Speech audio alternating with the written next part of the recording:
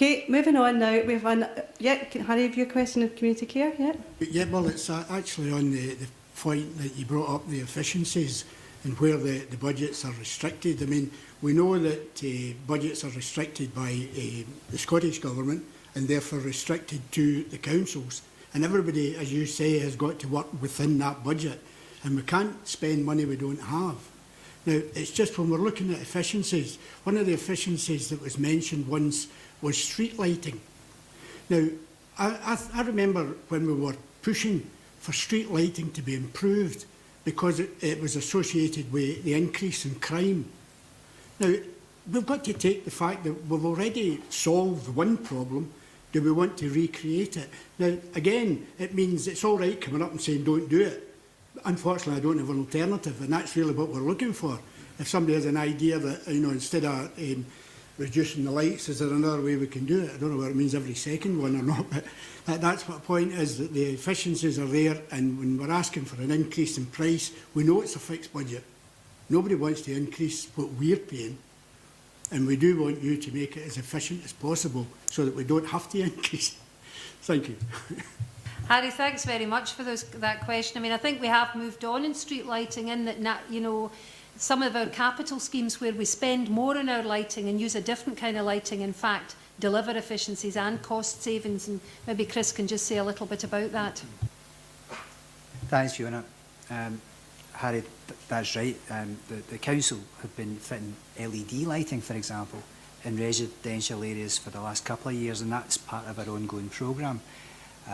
They still offer the same level of light, but a much reduced energy cost. And that's the way forward for us. It's taking advantage of new technology and adapting our replacement programmes in future so that we can get the best value from our money, that we can cope with the budget pressures that we all recognise and we've been discussing, and yet we can still maintain safe lighting levels in our residential areas. So that's what we're doing. Okay, thanks very much. There's just one other one coming in there around social care before we move on from that. And it's coming from an earlier event that we had, that there was some concern raised about elderly people not having the choice who supports them in their own home. And there's some clarification sought. Can older people choose to have a counsellor, a contractor to come in, and can they expect the same level of service? Katie, I'm going to pass this one over to Eddie, and maybe before leaving the topic, you would come back to Nick here in the front line because he's got a supplementary there. Eddie first. Okay. I mean, just now the house services are worked as we have the council service, and the council provides almost 3/4 of the care at home services within this council area, and then we also have partner providers in the three different, the northern area and the central area and the south.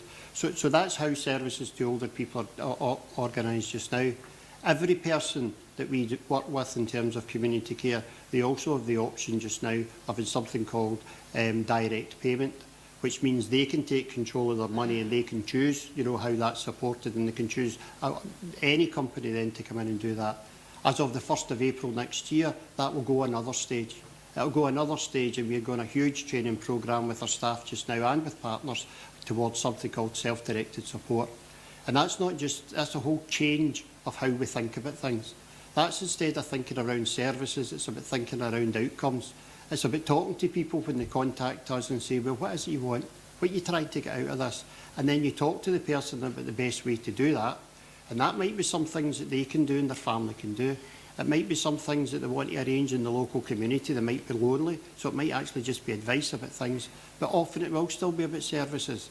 And then people have options of how these services are provided. Some people will want to take that thing that I said, direct payments. So there's an agreed amount of money that the council will give over to them, and we will come in and monitor that they're using that towards getting the outcomes that they want. Some people might not want to be too fussed with that and doing all that. So they might say, I know what I want, but I want you to arrange it. And that's their second option. The third option, and a lot of older people might say, I'm just happy for you, you know what I need, because make the arrangements, and that would be the third option. And the last option, I actually think, is what's going to be the most popular, and it's a mix of the above. So some people might want to arrange some of their own services during the day, but want us to provide the community alarm services and the overnight types of supports that's there. So things are changing.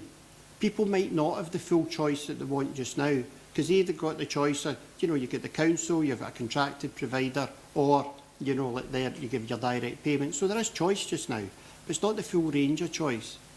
Interestingly, when we talk to people, they do be very attached to their own carers. Not many people, when we go out and do the annual reviews, actually say they want to change away from the carers. They don't say everything's perfect. People certainly don't like it if there are too many people coming in and out their house. And so they're the types of things that we always have to pick up on and listen to people. So it's the type of thing that we're looking at. It's the type of thing that's going to change over the next wee while. It's as big a change for the staff as it will be for MD using services. And hopefully it is going back to stop looking at 17-page single shared assessment forums and start talking to people. And I've got to say that the staff are really taking that on board and, you know, being delighted that they can do these types of things. So, in short, things in the time of change. Hopefully people, and I know people are on the whole very happy with their services, but they will get more choice in how they can be delivered in the future. Okay, sorry Nick, I missed you there. I should have had my vibrant specs on tonight, I think. No problem. I have two questions which interrelate and shine light back to Harry's question. With finance in mind, what measures will be taken to ensure spending herein is responsible, measurable and sustainable for the future?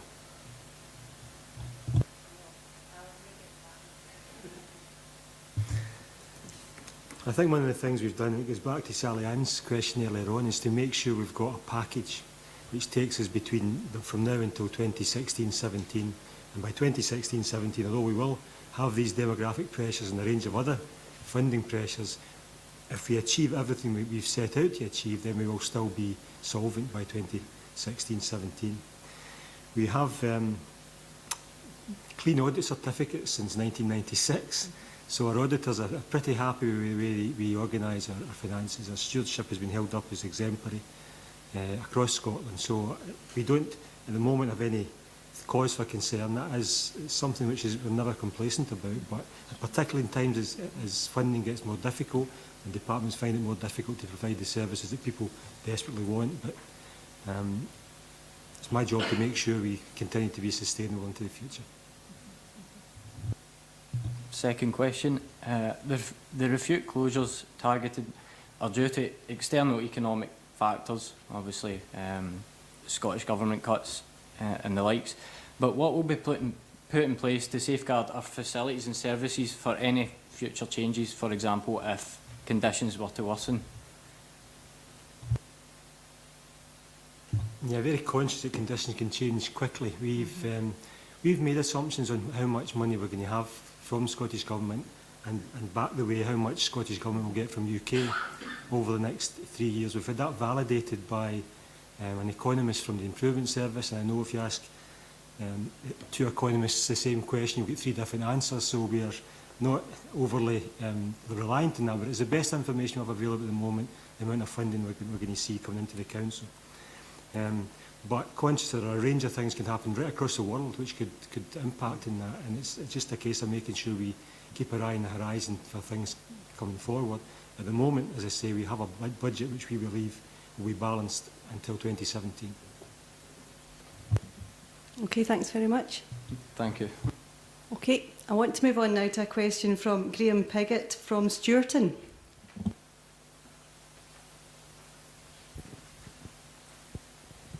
Thank you. Recognising in the context of what we just heard that prevention is often cheaper than the cure, I'd like to ask what education is given to our young people about the financial and social costs of dropping litter on our streets. Well, the solicitor to the council doesn't deal with the education elements, but that's very much part of our process. But the enforcement service sits with him, and it's very much a rounded approach that we take round about prevention, education and enforcement. So because he hasn't had a question so far, I'm going to ask David to kick us off on this question. Thanks, Graham. Thanks, Fiona. Thanks, Graham. I'm starting to worry that Katie's earlier warning about not swearing meant I might not get a question all night, but there you go. No luck there then. I think, as Fiona said, starting firstly, the first answer must come from the schools themselves, and it does. That's not to point the finger. I'm well aware, and Graham can confirm, that the schools themselves put a lot into trying to teach the pupils and the young people there about the environment in and around, all aspects of the environment, from big picture to the local picture. You'll be aware of initiatives such as the Green Flag, etc., which is all about trying to instil in future citizens, future adults of society, the basic principles, that awareness of everything we do does have an impact, does have a consequence. So there are a range of measures within the schools, within our standard educational provision, that includes education and raising awareness about the environment and the impact of the environment, as I said, about things like littering, dog fouling in particular around our schools, and fly tipping. And that's supplemented by the activities of the Corporate Enforcement Unit. And although we call them that, they don't centre solely or focus solely on enforcement. They do also go out to the schools with specific presentations on the same types of matters to supplement what's going on in the schools. They go out particularly and litter the dog fouling as well on the health aspects, and it all comes under the broad banner of our public health responsibilities. However, they do have an enforcement edge to them as well. While there are only 2 of them, they are committed, they're keen, they're enthusiastic. They go out early in the morning. Obviously, you have to go to catch folk with the early dog walking or the evening dog walking. They go out at night. They plan their activities. They plan activities in accordance or in common with other services. They work with colleagues in outdoor amenities and waste. And we try and target and maximise their usefulness.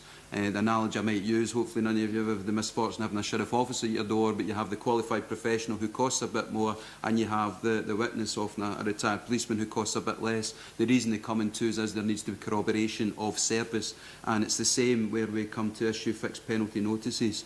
There are in law statutory provisions to issue fixed penalty notices available to all councils, and we make good use of them in relation to litter, dog fouling, fly tipping, and the smoking ban, which does contribute to litter if folk are letting all the doubts pile up outside licensed premises, for instance. And the Corporate Enforcement Unit do go out and they do issue fixed penalty notices wherever it's appropriate. Sometimes they might engage, they might give warnings, but many times they will issue those notices. We've tried to maximise their efficiency by putting them out with other officers who can do that witness function. So rather than the 2 going out together, you can have 2 of them in 2 places with that support. But beyond that, we use other services. We plan our own initiatives. We get information from you, the public. We get information from members. We get information from community councils. Not all in the form of complaints, but as well, and that all counts, but it's about legitimate information and being able to identify where the best place is to deploy those resources with the best chance of catching people and what can only be described as seriously antisocial behaviour. Now, it might not be as serious in its consequences as drunks and other types of behaviours such as that, but it does have health consequences, and it is prevalent. And sad to say, it is, and everyone will have their own view, but it certainly does seem to be getting an awful lot worse. And folk are more aware of it, but nobody seems to be aware necessarily of who's doing or who's causing it. It is something we're committed to, and we do work, as I say, internally, but we also go with Keep Scotland Beautiful. We work initiatives on a national basis. We work with the police, and they're often happy to have folk out, officers out, supporting the activity of our officers, and therefore we have that blend of measures. I've added another member of staff. I've redeployed them. I haven't added them. They're not new. We took them away from something that we didn't consider as important in terms of backroom services, and we've put them in to supplement it so that they can do more of the paperwork, more of the processing and the fines, etc., and let the 2 authorised officers focus on that activity. They've had some notable successes. As I said earlier, they're very enthusiastic. They actually came forward themselves with an idea for bikes so that they could go to the more inaccessible places, not just for a jolly, I can assure you, but last summer in particular, and again this summer, they were very effective round Lochdoon. A couple of years ago, we had folk on the web saying, come to Lochdoon, you can do what you like for your camping weekends, and they've worked closely with the local police and local landowners, and there's been a turnaround in those kind of behaviours. There are other measures there as well in terms of trying to put a caravan park in to give folk somewhere to go, but that's what you have to look at is that range of solutions. The only place to go next will be to further grow that unit, and I'm currently working up proposals to bring to Cabinet, and obviously they'll not be particularly popular in the context of everything else we're discussing when folk come along like me, perhaps looking for new money, but as we've said earlier, it's about balance and it's about priorities. and they are effective, but East Ayrshire's a big place, even for a smaller authority. It's still a big geographical area, and we get the most out of the resources we have, and I think the next stage would be to perhaps look at another officer and again try and improve that. But we do take the data you give us, we get the complaints. You might not see us out there the next day or the next week, but we do build it up, and we have a yearly plan, and we have sections where there's planned activities as well as routine patrols, and we will go to the communities where we're getting the greatest body of complaints, be it littering or dog fouling, and we will go there and we will plan our initiatives around the communities. I accept that every community could probably easily make a claim for those 2 officers just for their community full time, and it would probably be a legitimate claim in terms of some of the levels. But we can only work with what we have, but we do, and you have my assurance, we do work very hard to get the best out of what we have. But I accept that we're not quite fighting a losing battle, because we'll never admit defeat. But with litter and dog fouling, there seems to be no end to the responsible folk out there who just won't take responsibility for their own actions. It's not for the first time I've been caught. I'm not just saying this to curry favour with Mr Price at the Community Council there, but I've actually been seen myself coming to work in the morning and stopping the car at the off-ramp there in the southbound at the 77 at New Farm Lot and picking up rubbish and putting it in a bin bag myself, because you drive by there, the grass gets cut, the litter gets picked, and the next day folk just seem to feel they need to empty their car of rubbish before they go home, and it beggars belief. And I could go on all night, and folk that know me know I would, so I'll stop now. Okay, thanks very much. I think, litter and dog fouling has come through really strongly in the social media, and I know it's really important to a lot of people in the room. Can I have one more point about that? Harry, do you have something? Yes, I never understood why legal people were called briefs. No, on the point you're making about the people fixed penalties and that, I think we really should be publicising it, that there's nowhere where we're seeing anything. Like, I know you can't name the people, obviously, for legal reasons, but it would be good to see that 75 were issued with this, or certain areas of that, this sort of thing to get out, so that people begin to realise that they were actually, you were doing what you were saying you were doing. The other thing is that the chaps that are going about on bikes and that, okay, we could maybe incorporate them into going round some of the parts and that and seeing if the bins need emptied. You know, people fill them up, and at times, certain times of the day, certain busy times of the week and that, they don't get emptied, and then you end up with them, people still putting their stuff next to the bin, but then it ends up getting scattered by the gulls or vandals or that. But thank you very much for your detailed answer to that. There's no question. I mean, Harry raises an important point. I mean, we think we've got it about right for, lifting bins and for litter picking in areas, but, you're from your local community, many of you represent your local communities, so if you've got particular issues, then, don't hesitate to lift the phone and raise them with the council if you think there are particular areas where we just need to step up that service.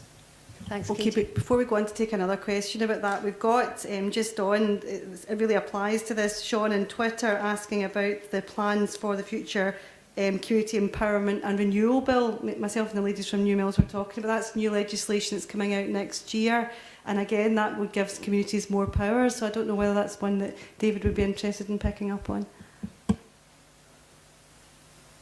There's quite a range of proposals within the bill, ranging from everything to derelict buildings to community provision, and quite a lot in between. The bill is out, and we are currently preparing a response to be taken to Cabinet for Cabinet's consideration and approval to submit as part of that statutory consultation process. As I say, it's difficult, I'm not trying to avoid the question, but it's difficult given the range of aspects and provision within the bill, and they do cover quite a range of activity, to know what the particular focus of Sean's interest was. But certainly we are obviously aware of it. It goes to the core of what we do.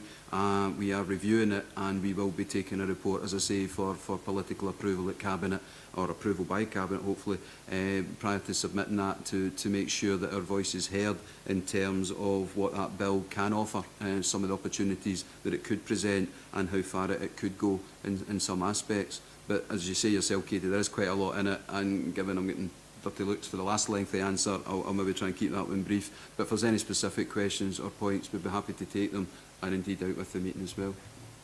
Okay, I'm going to take one question from the back. We are running down in time, so if you can be brief.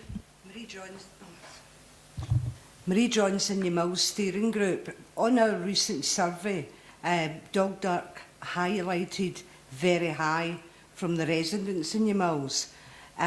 Surely if this is a budget consultation, could we not have more people that actually deal with this issue, as 2 people for the full of East Ayrshire does not seem a lot? Well, Marie, David's probably really pleased you asked him that question. And, you know, I think he's given you an indication that he does want to look to having some additional staff in this area. It isn't just a case of our enforcement staff. You know, we do have other staff who we can authorise as long as we get that kind of corroboration. But I think one of the things we would want to do is to work closely with local communities, because you know where the areas are and you know when the times are that these offences occur, and these offences just bring a scourge to the wider community. So I think we need to work in close partnership here, community, council and community by community. David, any additional points? No, I think in saying, I say that I agree with you. Equally, we all have to recognise, as we're hearing throughout the night, that it is about balance, and it is about balancing the priorities. And it's fine for any one of us to sit here and make a pitch for more spend in our area, but as you're hearing right along the table, my particular issues are no greater or worse, indeed arguably compared to some like Graham and Eddie. My problems in terms of budget are a lot easier or lighter. But in general terms, as Fiona said, the 2 are the 2 full-time. There are others, many others, that can be brought into the equation for particular initiatives, mostly in Chris's domain. But you are quite right. We do listen. There's no point having the residents' survey or questionnaire arrangements if we don't listen. I can tell you dog fouling was taught 2 years ago, and I think 3 years ago, but thanks to my colleague to the right here, it got knocked off by the potholes last year. But it was a very close second, and we do know that, and that was part of the reason for developing the unit in the first place. And I'm not sure there's anything quite like it in many other councils in Scotland. But could it be bigger? Yes. Is that a priority for the council? That's a question for the council itself when it comes to setting the budget. But the council listens to people's views, so this is part of the exercise of gathering those views. Okay, thanks very much, David. I think I'm going to just take one. I'm not going to take that one because we're really running down in time. I want to give the chance to John Prescott to ask a question about homelessness. Right. This winter is set to be a bad one. Is there any more help that the Scottish Government or East Ayrshire Council could put in place to make sure no homeless people on the street this winter would die because of the cold? This sits within Chris's responsibility, Mr Prescott. I'm going to go straight to Chris on this important question. Thanks, John. I think that's a really serious question, and one that's always at the back of our minds. But I've got to say it's always in our minds right through the year. We work hard with colleagues elsewhere in the council, in health, in education and social work. We work with the churches, we work with voluntary groups, we work with the police. It's all about trying to identify where that risk exists for people, and it's to try to prevent people from getting in such dire circumstances that they put themselves at risk. We've got arrangements in place that can prevent that from happening, and we work really, really hard to stop that. But it's not just at Christmas, it's right through the year, and it's important to stress that. So I hope that reassures you. Okay, thanks very much, Chris. Do you want to follow on, Mr Prescott? Are you happy with that answer? There's another question before I go. The bedroom tax, is there any more funding available either from central or Scottish Government to top up the £2 million already set aside?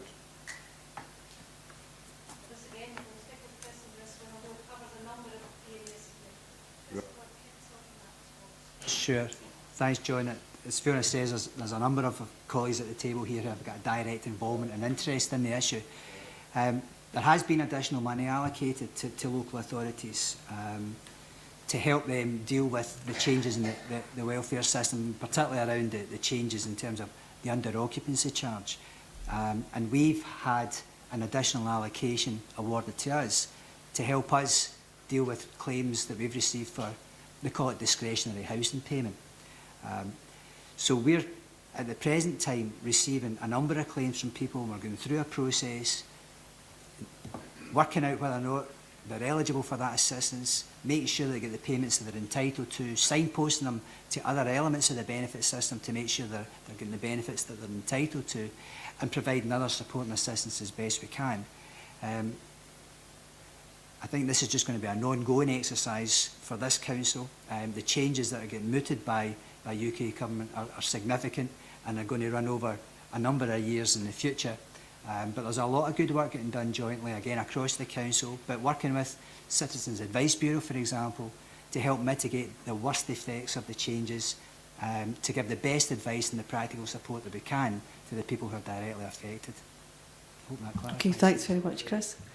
I think we're just going to come now nearly to a close. I just want to kind of catch up on a couple of things that are coming through. We've had quite a lot of people watching online. We've had a few technical glitches. It's been up and down a couple of times. But for those of you watching online, we'll have the full recording on, so if you've missed any wee bits tonight, you can come back, because they'll miss the bit when somebody ran right across the front. Do you remember that? Yeah. Okay. We've also had some questions in about why don't we move to an all Ayrshire authority. That would save money. There's been a lot of questions about litter and dog fouling as well. But I do think we're going to have to wind up now because we're coming to the end. I think it's been great that we've had such response, and I'll pass you over to Fiona. Well, thank you very much, Katie, and ladies and gentlemen, and to all of those viewers who have stayed with us at home. Thank you very much for a very valuable and enjoyable session we have had with you. We are joined tonight by Councillor Douglas Reid and Leader of the Council, Councillor Cook, Thomas Cook, Deputy Leader of the Council, and Councillor Maureen Mackay, who's the Leader of the Labour Opposition, and Councillor Lillian Jones as well. And I know that they will echo my thanks to you as well for participating in the session tonight. We've got a lot of important feedback from you in this session, and there's a few actions we're taking away. There's certainly one in broadband, and there's certainly one in that bus shelter at Gilfoot, and with many more because our staff have been sitting taking notes throughout the night.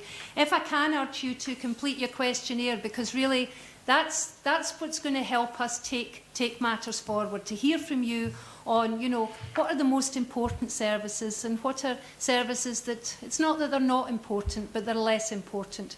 Because it's only by having this information that the Council is going to be able to take decisions into the future. So fill out your questionnaires, please. For those of you who we haven't managed to answer your question, then we will, because we've got a note of it.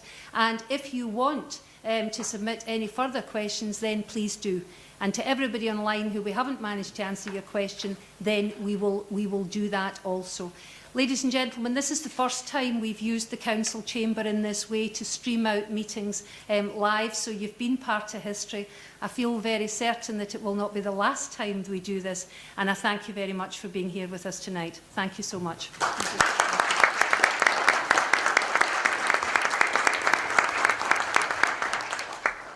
Okay, thanks very much. And as Fiona said, we will be publishing the answers to all of the questions online, but please feel free to send more information in. It's about interacting with you that can help us to be a better council. Thanks very much, everyone. Safe home.